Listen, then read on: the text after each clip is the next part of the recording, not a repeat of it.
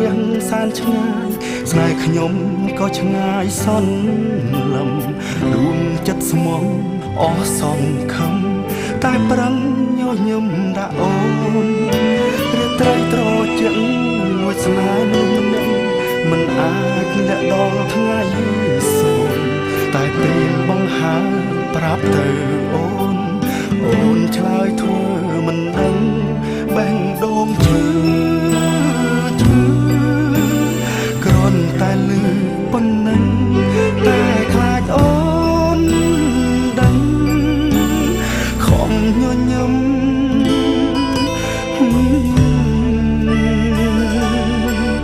អូនថាយើងមិនល្អស្រឡាញ់មិនបាន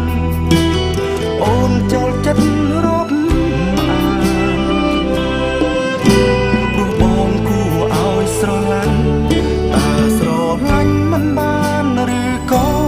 មិនបានស្រឡាញ់ខ្លាចអូនប្រកាន់ព្រឹកមនុស្សមិនសំខាន់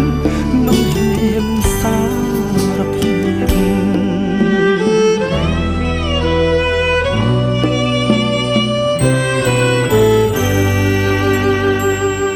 ពរនោចដែលមានតែផ្កាយប៉ុន្តែផ្កាយហាក់ស្ដាយពន់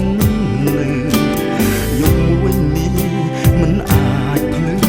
ជំងឺស្នេហាព្យាបាលមិនជា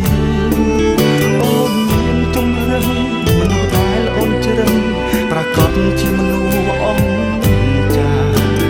តែរូបបងមនុស្សធម្មតាអូនថាមិនបាច់ប្រឹងបេះដូងឈឺគ្រាន់តែលឺប៉ុណ្ណឹង